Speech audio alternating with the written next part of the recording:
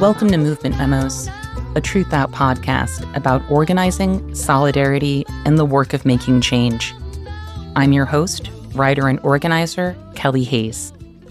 Today, we are talking about protest, coalitional politics, the Trumpian crusade against DEI, and why the right doesn't care what kind of leftist you are. We will be hearing from Táíwò. Femi is an associate professor of philosophy at Georgetown University and a fellow at the Climate and Community Institute. He is the author of Elite Capture, Reconsidering Reparations, and a contributor to Greta Thunberg's The Climate Book.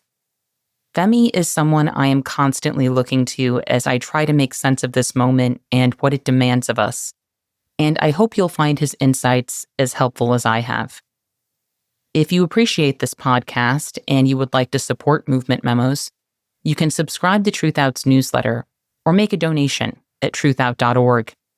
You can also support the show by subscribing to Movement Memos on Apple or Spotify or wherever you get your podcasts, or by leaving a positive review on those platforms.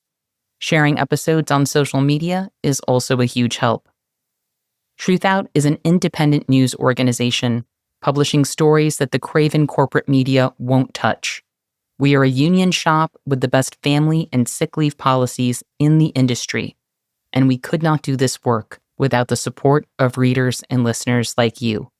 So thanks for believing in us and for all that you do. And with that, I hope you enjoy the show.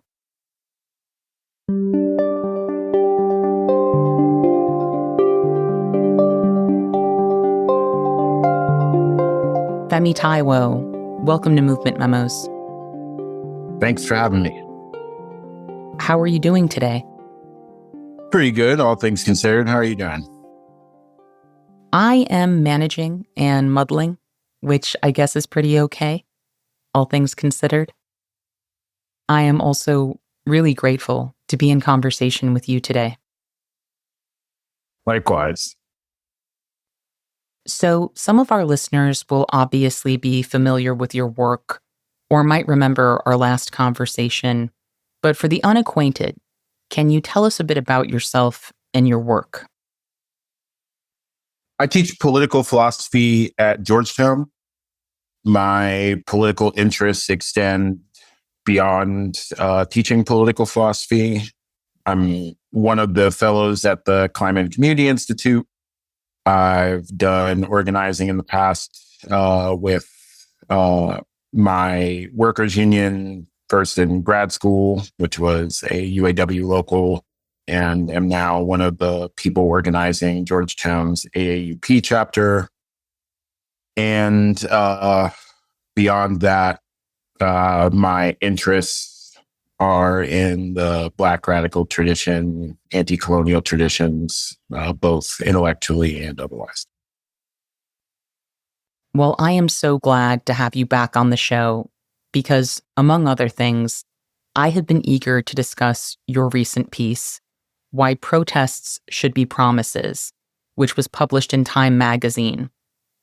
In the piece, you argue that protests should not only express dissent, but also serve as credible threats of sustained action, such as strikes, boycotts, or other forms of collective withholding to compel systemic change. Could you talk about why this concept of a protest as a promise feels especially urgent in this moment? I think one of the things that obviously veteran organizers well know, but maybe people who are newer to organizing, newer to protest culture might reflect on is why protests work, right? I think we've been often given this very tidy story about past political movements, especially the civil rights movement, where, there was a march and there was expression of disagreement. There was awareness spread about social injustices of various kinds. Then question mark, then change happened. And, a lot of details kind of go unremarked on, unreflected on in those question marks that we skip past. And in general, I think we're starting to see that lack of reflection reflect itself in the organizing, right? It's fine if people have criticisms of this or that particular organization out there, if you have criticisms of a particular union or unions in general, or if you have criticisms of a particular church or churches in general, or if you have criticisms of a particular religious organization, but the reason why these kinds of collections of people were able to succeed at being parts of social change in previous generations, in previous eras of political history is because of what I was talking about in the article, right? It was because, they were able to command not just attention, not just cause awareness of political issues, but they could meaningfully mess things up for the powerful as a result of being able to organize people at scale, whether it was the bus boycotts, whether it was strike actions, whether it was withholding rent. And I think we need to think about that kind of leverage if we believe our own criticisms of the people in power. I think a lot of people agree with the notions that the various people in power, the healthcare executives, the shareholders of large corporations, they don't care. They're insufficiently attentive to what's going on in our society. They're letting people become homeless. They're letting people die of preventable healthcare problems. And, if we really internalize the view of the world that I think follows from that, then I don't think we can have an awareness-based strategy of how we get them to stop running healthcare or housing or anything else in the way that they're doing. I really appreciate what you've raised here about leveraging power, because I agree that we are dealing with some major popular misunderstandings around protest.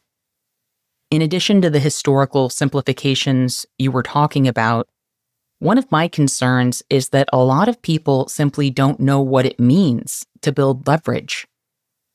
For example, after the hands-off marches that some of us participated in, which drew millions of people into the streets, I saw some people referring hopefully to the 3.5% rule.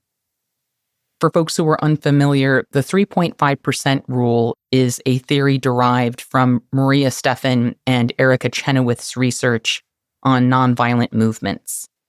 The theory suggests that no government can withstand a challenge of 3.5% of the country's population mobilizing against it in a peak event.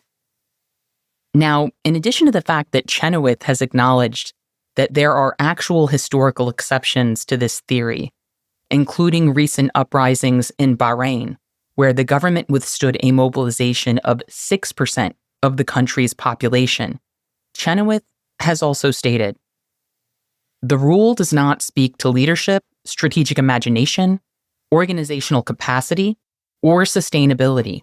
Strategic leadership is required to organize a constituency, motivate their engagement, design campaigns adaptively, innovate tactics creatively, mobilize allies, respond to adversaries, sustain long-term organizational capacity, and devise alternatives to existing systems. A movement's ability to do this is probably more important than a movement's ability to quickly mobilize a large number of people, especially because today's digital organizing environment makes it easier to coordinate mass protests, but not necessarily to sustain them." Now, I know that was a long quote, but I think it's really important. Chenoweth also specifies that the movements she studied for her dataset were not reformist movements, but movements that sought maximalist outcomes, such as overthrowing governments or claiming independence. So we're talking about different contexts as well, depending on your perspective. alongside those caveats, there are also critiques of Chenoweth and Stefan's work that I think are worth considering. I find Andreas Malm's counter-arguments particularly compelling, but even if we were to take the 3.5% rule, as Chenoweth has explained it, at face value, we need to understand that it doesn't mean that 3.5% of us getting together on a Saturday afternoon and participating in permitted marches across the country and holding signs will mean that Trump has to resign. That is not a thing. And I am not saying this to devalue the big marches that people have organized, because I do think they have value. I attended those protests for a reason.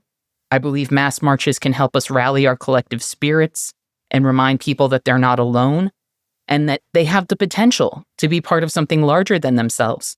But I think trying to recreate that energy through mass marches repeatedly, whether the marches are permitted or not, is a losing proposition, because you're not really amassing power.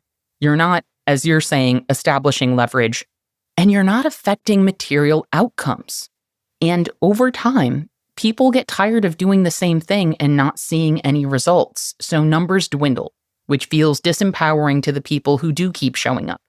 And I've seen this kind of errant approach of continuously trying to replicate moments that feel empowering or inspiring across a number of movements. And we really don't have time to get stuck in this cycle this time around. Strategy right now is not about scheduling the next big march.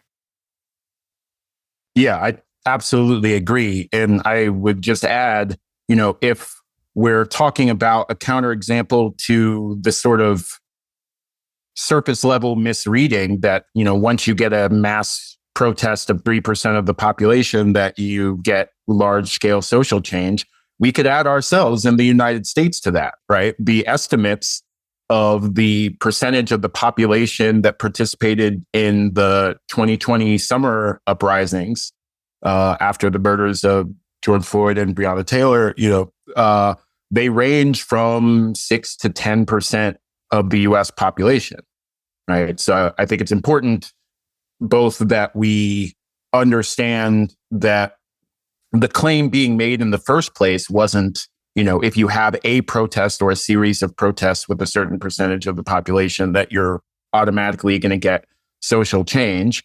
And then I think it's also important, the clarification that you point out about Chenoweth, what demands people were making is an important aspect of the extra details we would want to know besides the 3.5% magic number. What other organizational capacities the people represented in the 3.5 or whatever percent have and cultivate is something that we would want to know, that gets left out of that simple story. And, the more you stare at those details, the more I think you have to come to the conclusion that those are actually the things that matter most, more than the 3.5% number. So, obviously, the more people are involved, the better. And there's a reason to keep track of how many people are involved, but we really need to focus in on what we're getting people involved to do. And it's got to be something better, deeper, and more compelling than just telling people to express displeasure with how things are going. So in thinking about what actually makes a protest effective, I'm curious, is there a protest you've participated in that you believe was especially effective? There's one I think about a lot in this context, just because in a way it's kind of my personal best counterexample to the excessive number focus. One of the most influential, most successful protests I've ever participated in had, if I recall correctly, exactly 5 people involved. We were protesting the lack of all gender restrooms on the 3rd floor of our building, which is where the philosophy department was at UCLA. And one of my union siblings, she figured out who the decision maker was on the facility side of things that was the immediate barrier between getting a bathroom designated as an all-gender bathroom and not. And she organized a bunch of us to go plaster this guy's name across campus, to make signs, to have a bullhorn, and walk the right blocks of campus where the right people would notice us. And, lo and behold, I think to this day, there's still an all-gender bathroom on the third floor of Dodd Hall. And, all it took was, knowing specifically who to pressure, how to pressure them, and getting not 0 people, not 1 person, but enough people, which turned out to be literally 5, right? But, the context was we were all members of the workers' union, or most of us were. And I think the administration knew that if they dug in too hard, the next version of this kind of confrontation might involve more than 5 people. It might involve things like the press and so on and so forth, right? So I don't want to make it sound as though as soon as you find 4 other people, you can make any change to any political system. But I think the point stands that making durable changes, making specific kinds of interventions politically isn't always about the raw numbers. Sometimes it's about picking your spots and knowing what's vulnerable and, importantly, having the ability to, when the chips are down, move large numbers. I love that. And to be honest, this question of what makes a protest effective is really dear to my heart as a movement educator. So I'm going to geek out and go on a bit of a rant here. I usually think of protests not in terms of permitted marches, but in terms of direct action. Every direct action is a protest, but not every protest is a direct action. A direct action is an intervention that occurs outside the status quo. So it's something we're not getting permission for. And in the school of thought I've worked with, there are 4 primary purposes for a direct action: to advance a strategic campaign, to mark a momentous occasion, to participate in acts of political communion, or to address the needs of our communities in ways that defy or challenge the status quo. Some direct actions represent a mashup of these intentions. For example, here in Chicago, we have a long tradition of rallying outside juvenile detention centers around the December holidays. We sing songs, and sometimes we carry lighted messages that spell out the words, "We love you." And we bring messages of love and care to the young people inside those facilities, which fulfills a community need. Those young people need our love and support. And at the same time, by standing out there in the cold and singing and tearing up while those children wave and draw hearts and soap on their windows, we are also reaffirming our values. That's political communion. We are being reminded of who we are and why we're in the struggle in the first place. And that's very important to our political endurance. But we're not just organizing to comfort people who are harmed by the system or to reaffirm who we are in relation to the system. We're also trying to make material changes. So in that vein, another action that comes to mind for me is a really simple one. In the home stretch of the fight for reparations for victims of police torture in Chicago, Rahm Emanuel was particularly politically vulnerable very suddenly because he wound up in a mayoral runoff. We planned and executed a lot of actions during that time, but one that I think carried a lot of weight was an artful action outside his home. It was very cold. There was a lot of snow on the ground, and there were cops outside guarding his house because this was a moment of peak protest. but a group of people all sprang out of their cars and around corners at the same time. And we spelled out a message in lights outside his home, and the message read, "Reparations now." We got a photo with the house in the background, and we turned around for a moment to face the house so Ram could see the message. We saw lights go out inside the house, so we knew there were people there seeing it, pretending not to be home. And then we got out of there before anyone got arrested. That image, as part of the campaign, went viral on social media. It was published and republished, and it really carried the message that this legacy of torture and the demand to address it was inescapable for Emmanuel. We were literally bringing it to his doorstep. That attention was the last thing he needed or wanted to focus on at that time. And we ultimately won that campaign. And a lot of people who were tortured under the leadership of Chicago Police Commander John Burge received reparations in the form of monetary compensation, mental health care, access to education for themselves and their family, and more.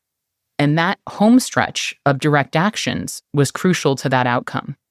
But we're also talking about an effort that was many years in the making, a true coalitional effort between groups and individuals, and ultimately, it was won by leveraging our power and the political vulnerability of our bitch-ass mayor.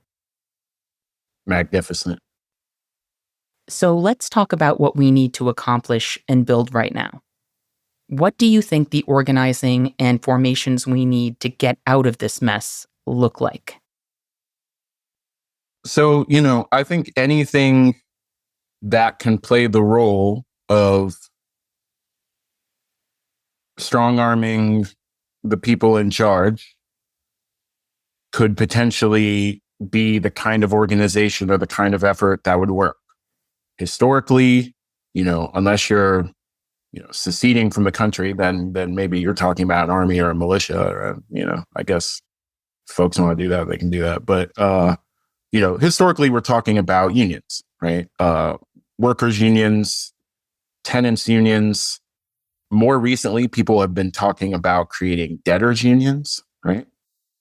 These are organizations that involve the disempowered, but don't just involve them in the way that, NGOs might involve the disempowered, or the way that philanthropy, that charity might involve the disempowered as like recipients of something that some other group of people are doing.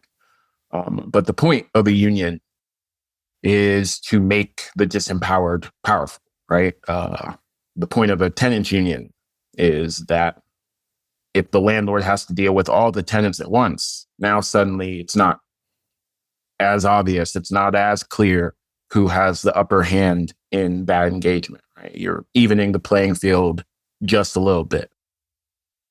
And the more powerful the tenant union is, the more even the playing field is.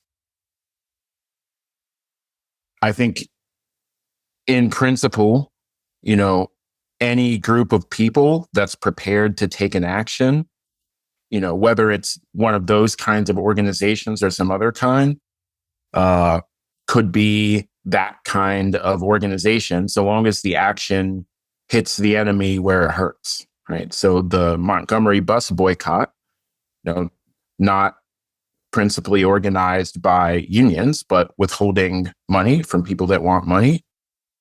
That's a way to have leverage. The people boycotting Target right now, I think you could say, are doing a version of that. And I think they're putting some real pressure on Target. And I think, time will tell how well that works. But I think it's certainly the kind of thing that has worked historically and is, represents smart political thinking. So we need to do a lot more of that.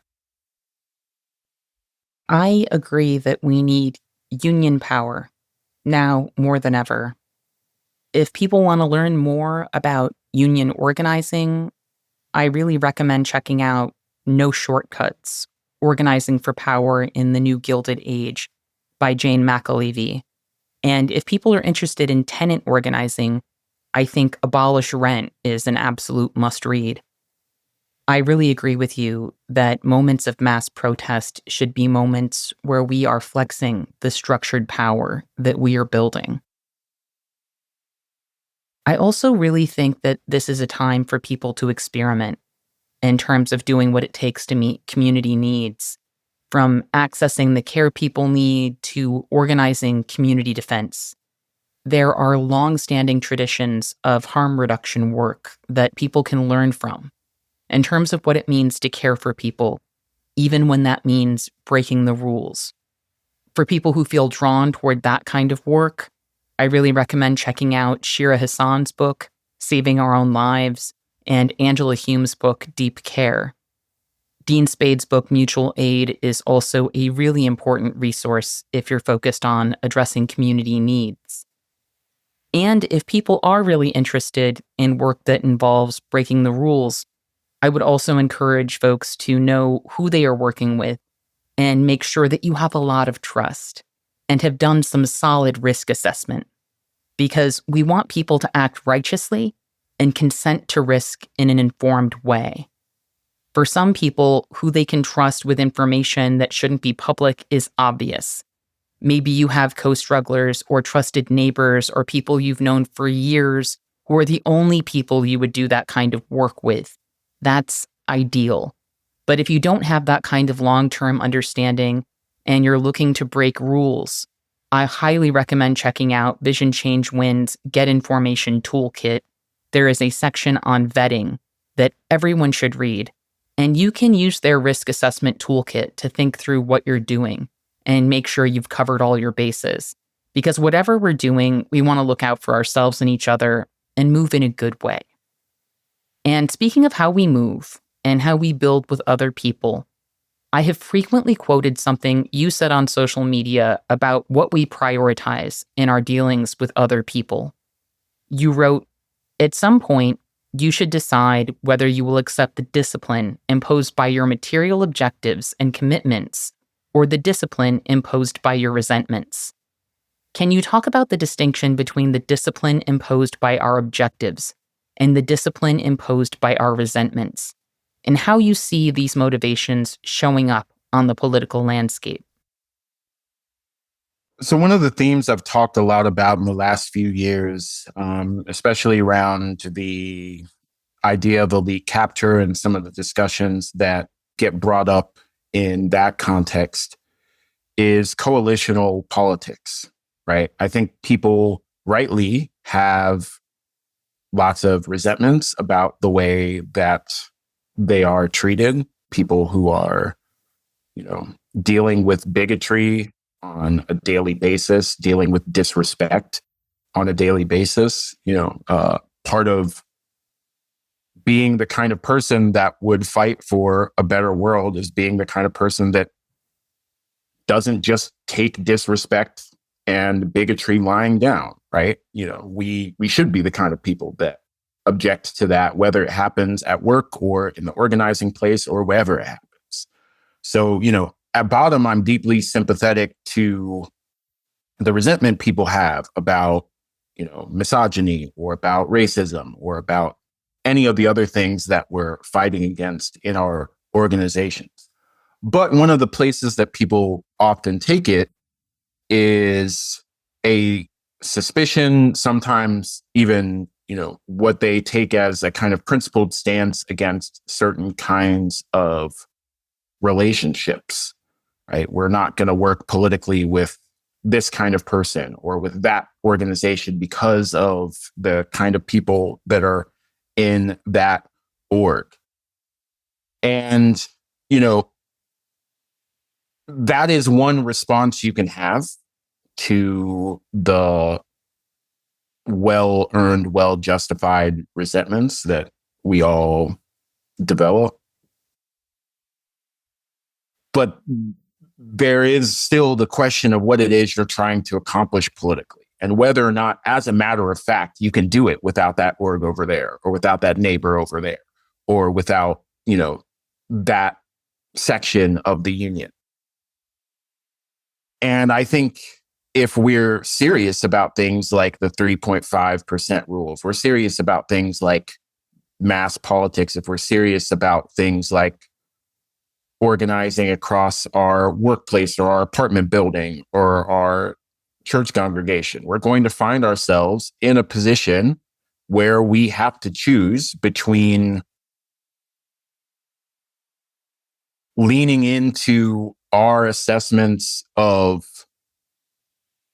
who deserves our support or who deserves our scorn and resentment, and who it is that we in fact need to work with and build with if we're going to get the job done, if we're going to challenge the richest, most well-armed organizations and people on the planet.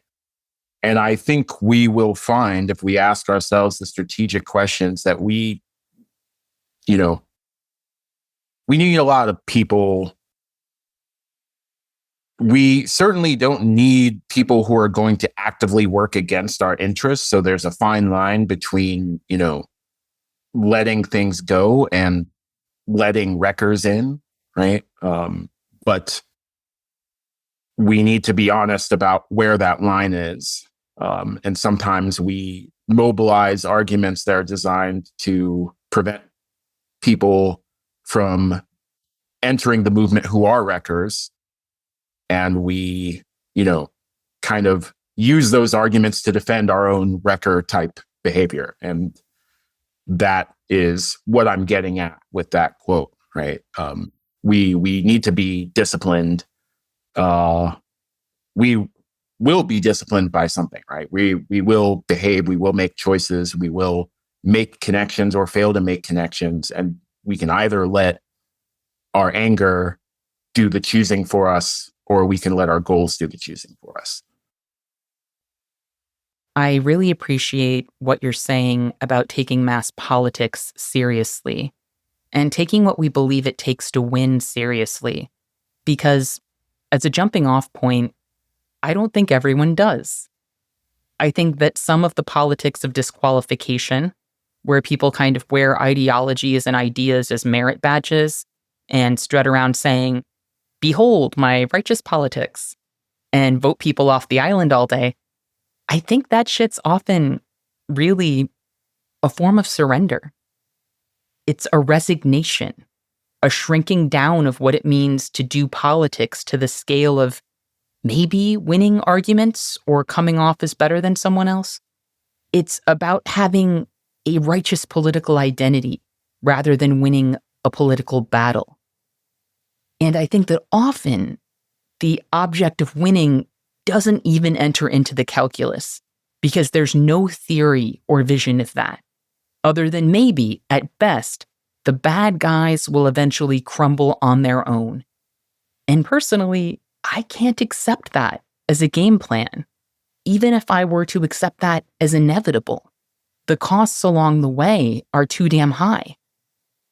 Dwelling in expressions of disdain, disgust, and sanctimony may get likes and reposts because people love that shit, but it does not build power. And while people on the left model that, and some folks mistake that kind of acting out for the work of doing politics, the right is accumulating more and more actual power and taking even greater control of our lives.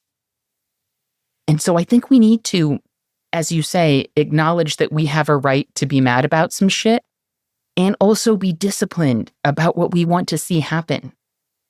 As Miriam and I wrote in Let This Radicalize You, how much discomfort is the whole world worth? That is an admonition I take seriously in my own work and I am challenged by all the time.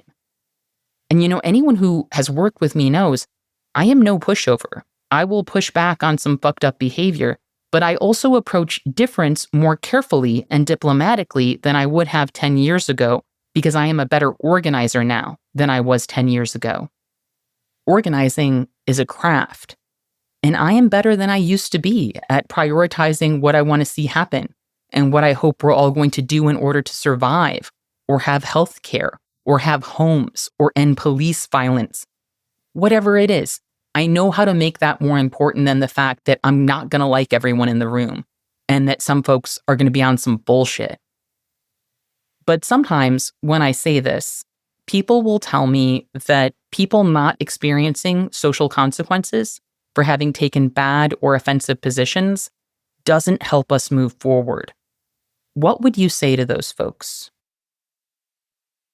If someone can tell me the story, like actually, if someone can paint me the kind of consequential picture that starts at, being shunned by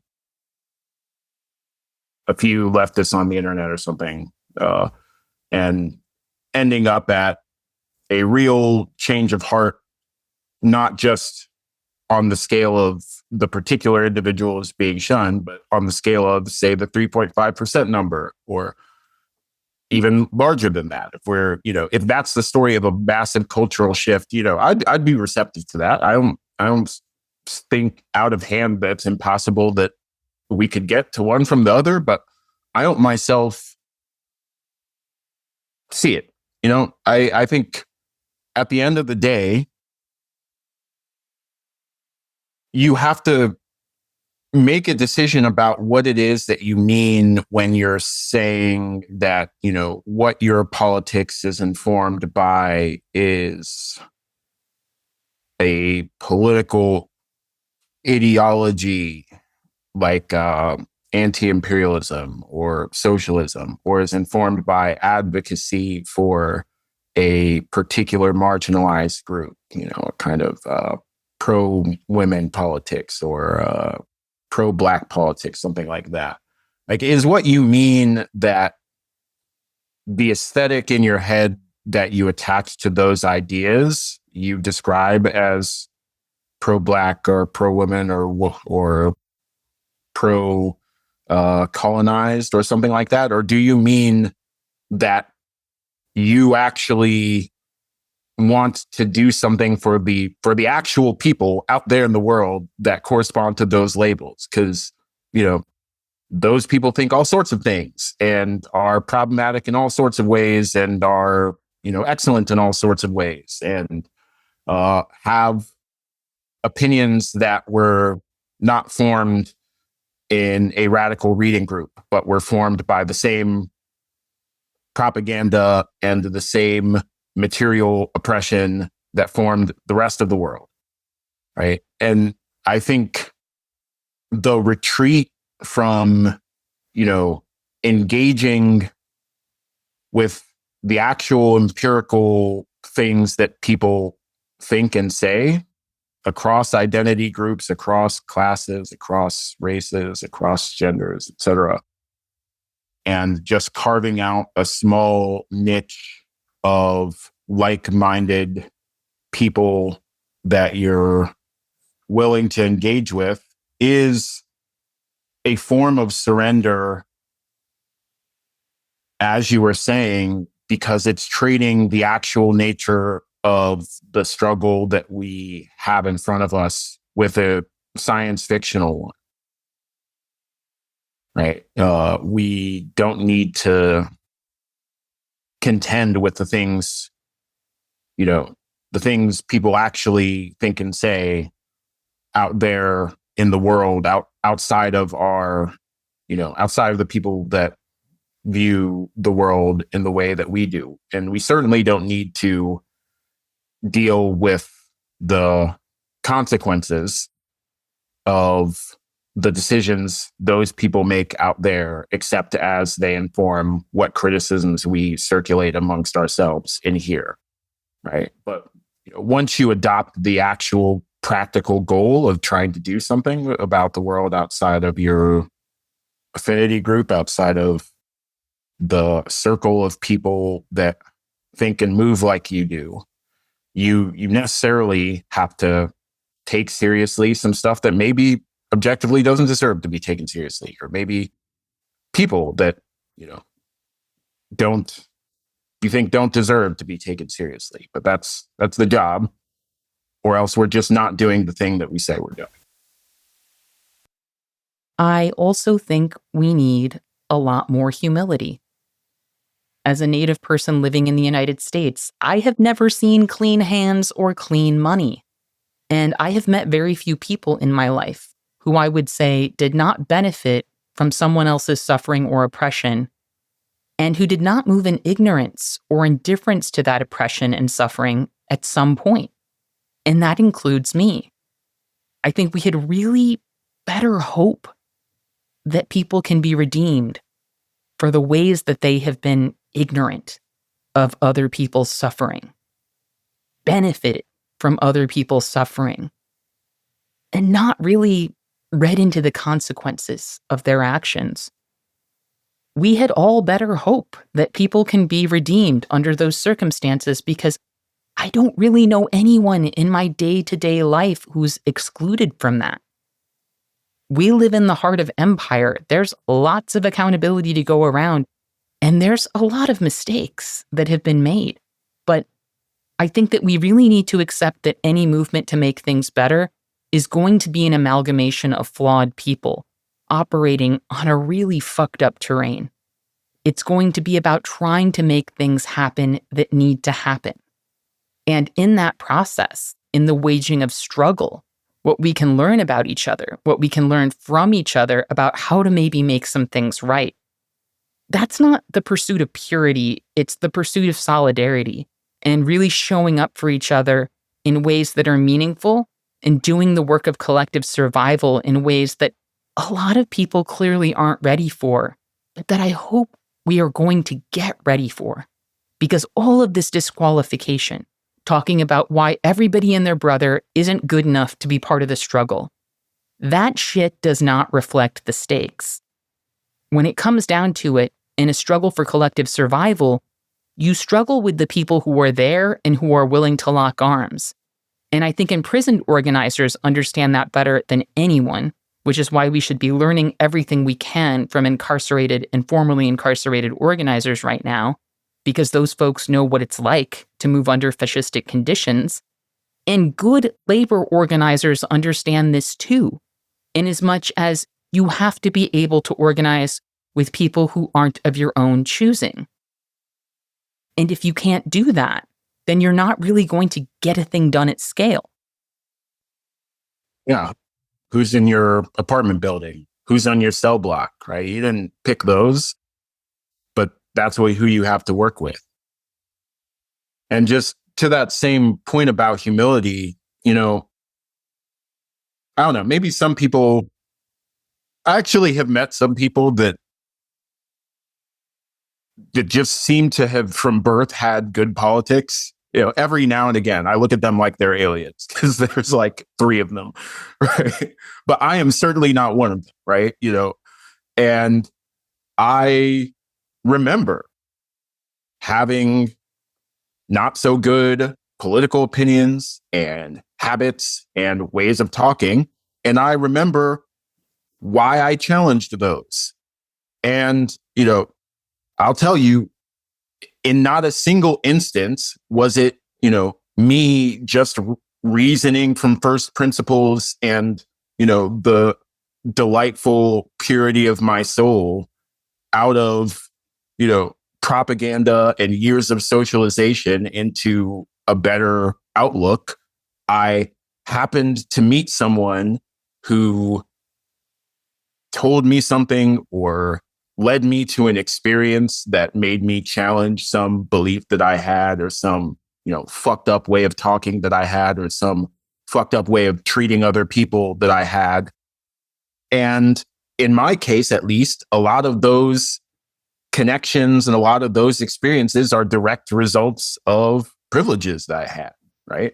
I went to school and I got to read something that I wouldn't have gotten to read somehow else, or I got to move across the country and I got to meet people that I wouldn't have met in Southwestern Ohio. And I had experiences that I wouldn't have had over there, right? And so I think the honesty we should have about ourselves is one of the quickest routes, at least in my case, to humility, right? Because whatever I'm getting right now, it's not because, I was ordained, destined to come to the right political opinion. I just happened to be in the right place at the right time to think about something. And so if we look out at the world, at our cell block or at our shop floor or at our apartment building and see people who didn't luck into those particular circumstances, why have the opinion that this person is some irredeemably politically problematic person, rather than holding out the hope that maybe this person just hasn't chanced into the particular kind of conversation that you chanced into that set you on your political trajectory? And why not also hold out the hope that you could be the person that sets them on a different political trajectory than they're currently on, right? Your talking to them could be the conversation that leads them to think about something differently from how they had thought about it before, right? Why couldn't it be you? Why couldn't it be this thing that you're doing with your neighbors or with your fellow workers or with your, with the other people that owe money to the same institution you owe money to? Yes. And also, don't be shocked if it doesn't all come together in one conversation. In my experience, people's views change over time through ongoing dialogues and through the experience of shared struggle. Most people aren't responsive to someone walking up to them and saying, "Your politics are bad, use these instead." And people who are that impressionable are still going to be that impressionable when the next persuasive person comes along with a different view. So I think this advice of yours to think about our own growth processes and how we've changed in our views and beliefs is really important too. Most of us don't arrive at better ways of doing and thinking overnight. There are people who were patient with us, and we probably really annoyed and frustrated those people at times. I know I did, and I try to remember that anytime I'm the one giving someone else room to grow. And I'm not saying it always works out or that people will always come around to a better way of thinking or doing. But if we write each other off quickly and easily, it definitely doesn't happen.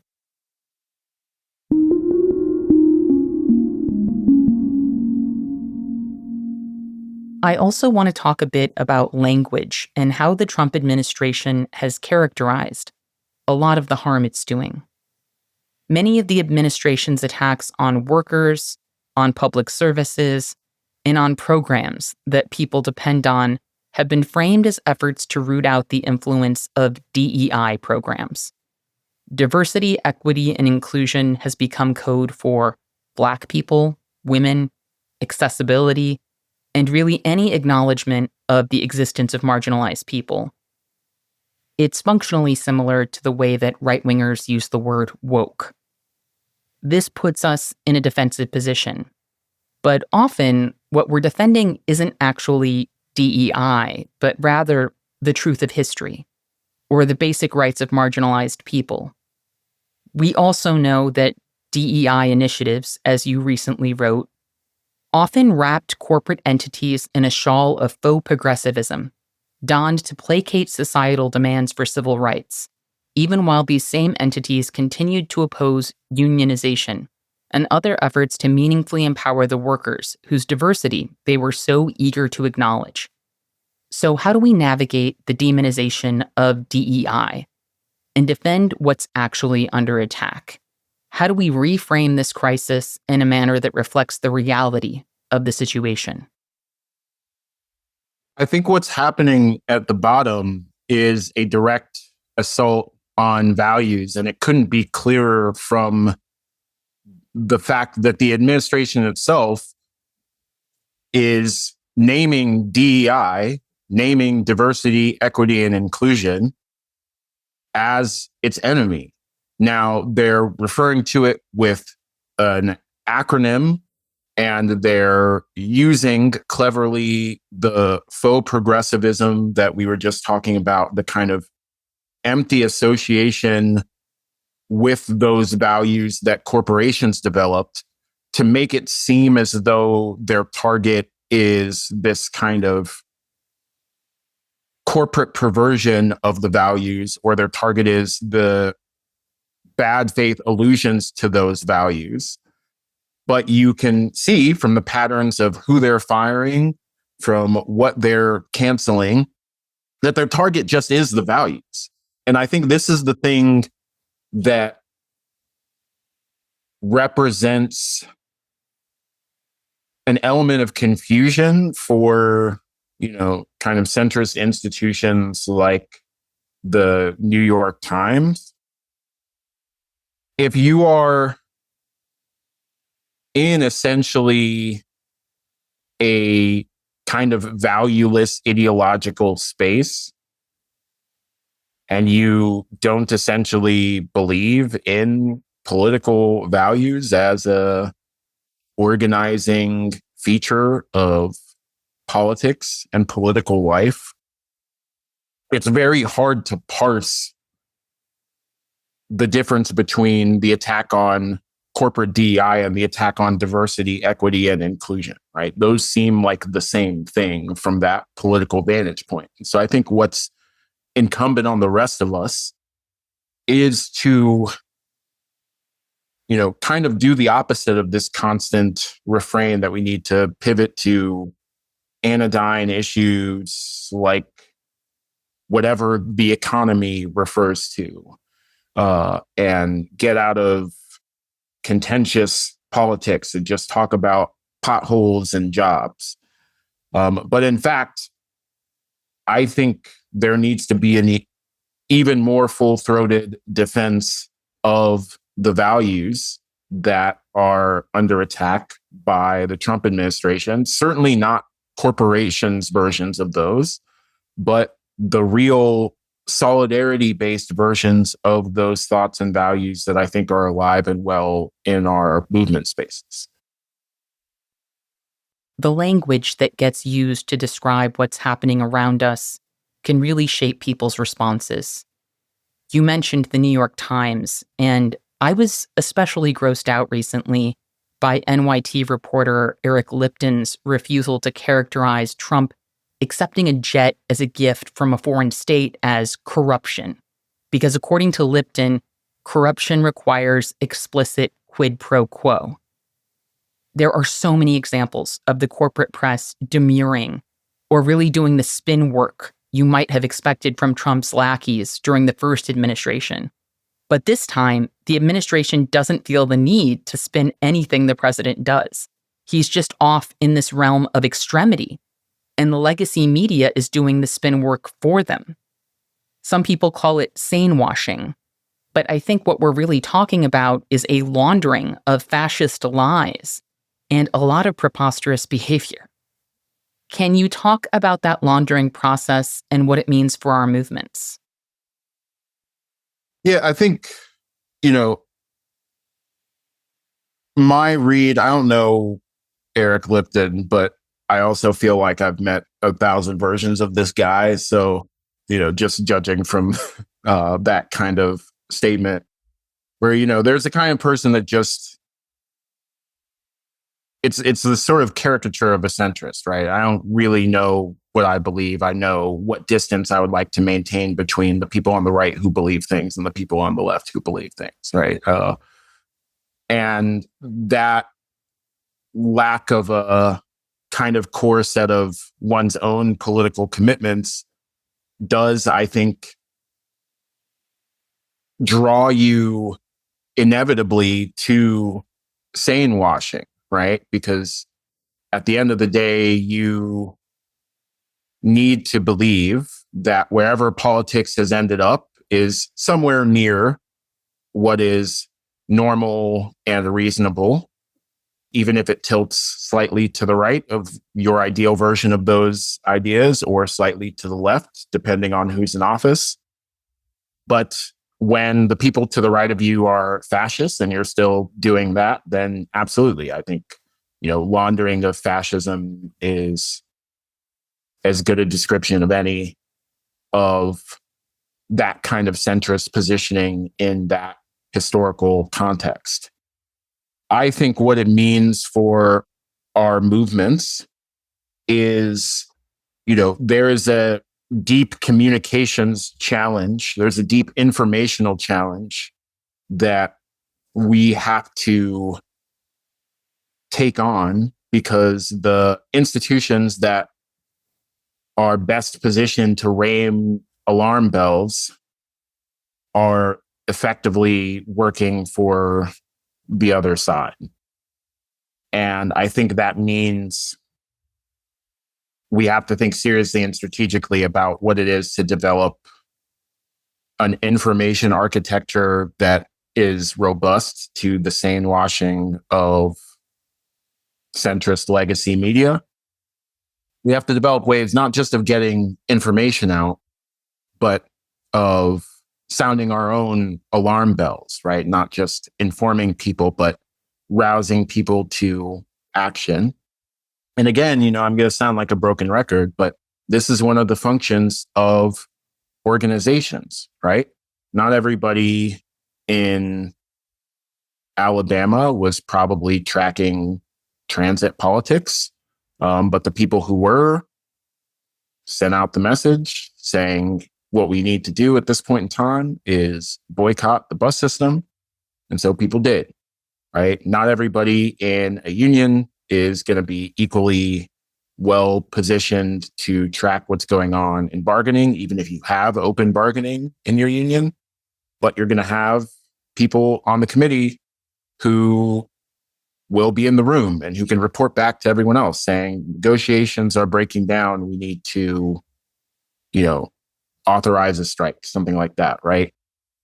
Whatever else our organizations are, they are information networks, and they work best when other information networks, like ideally a functioning press, like people's informal communities, people's religious affiliations, people's membership in clubs, people's hangout spots are also a part of the effort to make sure people know what's going on and people are in a position to do something about bad things that are going on. And we need to think really holistically about how we can set those up in a way that's going to be compatible with resisting the machinations of the people in charge to take all of the wealth and power for themselves. I absolutely agree. And I've also seen you talk about the importance of supporting independent media. And I just want to emphasize to folks how important that infrastructure is going to be in the coming months and years. We need to fortify the cooperative and supportive networks of independent media that exist right now. The Movement Media Alliance is a very important project. And I also want to shout out the Truthout Center for Grassroots Journalism, which is part of our organization here at Truthout and headed up by my good friend Maya Shenwar. The center is currently mentoring 6 independent news publications, helping folks firm up their fiscal and legal structures, support their staff, connect with movement people, and explore what kind of stories and authors they should engage with during this really scary and uncertain time. I get really frustrated when I hear about how we need a leftist Joe Rogan or fucking whatever, when what we really need is to fortify the powerful, long-standing work that people are doing, that already has a lot of reach, that has always been under-resourced, and has already helped elevate the voices and stories of our movements. The legacy media has capitulated, and the truth is its own front of struggle. There is no saving democracy without fighting on that front. The fabric of our shared reality is under attack. That's something that we absolutely cannot surrender. And I really need people to understand that. I am at Truthout because I believe in what we do, and I hope people will support the kind of media they believe in and that they want to see in the world in these times. And speaking of meaningful projects and what we choose to engage with or support, I also want to ask about a piece you wrote for Teen Vogue called "Donald Trump and His Allies Don't Really Care What Kind of Leftist You Are." In that piece you wrote, when you were recruited by people in projects to be a thing and others that want to do a thing, join the doers. As we wrap up this conversation, can you talk about this distinction between being and doing and the kinds of politics people should be wary of in these times? Yeah, well, one thing that I've been through especially as a baby leftist, was constantly flirting with these various kind of ideological labels and groups. And I'll just use kind of classic commie ones just as an example, but it's not something that's particular to socialism or communism. Everywhere on the left has their versions of these schools of thought, or possible identifications that you can make, right? Am I a Maoist or a Trotskyist or Leninist, or do I belong to this theory or that theory?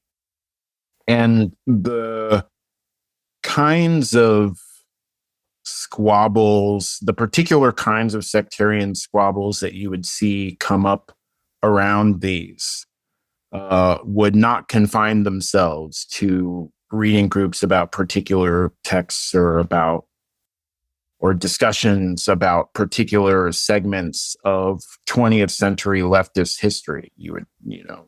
People would click up around actual organizing efforts.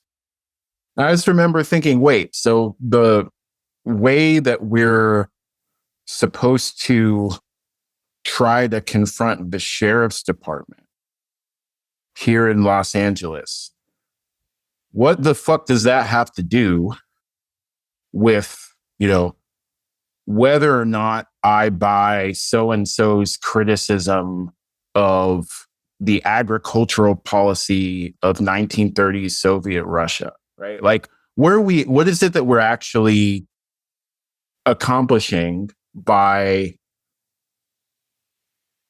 having these kinds of disagreements and trying to identify ourselves as the particular kind of leftists of this or that tradition? And, the more I organized, the more I kind of thought about these sorts of things, the more I suspected that for some people, the goalposts had shifted somewhere along the line, and being a proper Trotskyist or a proper Nkrumahist or a proper this or that was actually the thing that they were trying to do politically, rather than get the sheriff's department to stop collaborating with ICE, or rather than trying to defund the police department, or rather than trying to retake over the school board. And for some people, it was actually the other way around. Like, those struggles were in service of their goal of being the right kind of leftists, rather than trying to make any particular kind of change to the world. And so, it's the long way round to the discussion we were having earlier about these subtle forms of political surrender, where people stop trying to, at least primarily, accomplish political changes to the world, and people end up nursing resentments or nursing these kinds of ego-driven identifying goals. And I think it's an unnecessary, unforced error that we should all do our best to try to avoid. I don't think living up to any particular historical figure or any particular subsect of any kind of political thinking is the important thing that we're doing. All of those, after all, were just ways of responding to the political problems of their times. And we should just do our version of that. Look outside. What is the thing you're going to try to get done? Who do you need to get it done? What do you need to get it done? How do you need to move to get it done? Those are the primary questions. And where that sits you next to the long history of political activism is, interesting. I'm a nerd. I study philosophy for a living. I'm not uninterested in how to draw the narrative line that starts at Fanon and ends somewhere in my apartment or whatever. But it's not the thing that's important about climate change activism or anti-carceral activism or anything else that we might be doing. That really resonates. And I think these conversations around being more focused on the politics we do than the politics we wear are really important. And I think this also ties back to what we were saying about protest and direct action earlier. A lot of protests that people get really hyped about are what we would call expressive protests. They can be energizing. They can allow us to express ourselves and our position, and maybe feel unified in that expression. And we do need that energy. But what we also need, and what we need a lot more of, are instrumental actions. Protests that apply meaningful pressure to targets and attempt to reshape our social and political environment. That involves more than raising awareness. That's about impact. The best protests are expressive and instrumental, but I want us to constantly keep coming back in everything we do to how effective our actions are and what impacts we're having. Now, with all of that said, is there anything else you would like to share with or ask of the audience today? The one other thing that I think goes nicely with what we were saying about the leftist media landscape and just in general trying to build a more hospitable system for ourselves to do politics out of, to organize out of, is we should not overlook the role of literal physical spaces in that. So, what that's going to look like is going to be different depending on where you're at. Maybe there's a friendly church that some of you meet at. Maybe there's a radical bookstore in your city. Maybe there's a coffee shop that is run by a workers' cooperative that is down and that collaborates with some of the activists there. But whatever the spaces, the physical spaces, maybe it's somebody's house, maybe it's somebody's apartment, right? But I think trying to support those places is a big force multiplier. The more you can do to keep those places thriving and to keep the workers and the comrades who support them supported and healthy and secure, the better it is for everyone in the vicinity of those spaces. And so I think one of the concrete things that we can do to support progressive, leftist, whatever movements is to support the spaces, the places, the buildings that support them. That is such a good point. And by the way, if you're someone who has a space that you can make available to movement folks, please consider doing so. I know that here in Chicago and in many cities where space is at a premium, we don't have enough of these spaces where folks can meet and gather and do the work of community building. So yes, let's fortify and support those places where they exist, and let's open up more space to do the work we need to do together. Femi, this has been such a great conversation. I'm so grateful you could join me today. You're someone who I always learn so much from, and I'm just so grateful to have had the chance to talk. Likewise. Thanks a lot for having me. I also want to thank our listeners for joining us today. And remember, our best defense against cynicism is to do good, and to remember that the good we do matters. Until next time, I'll see you in the streets.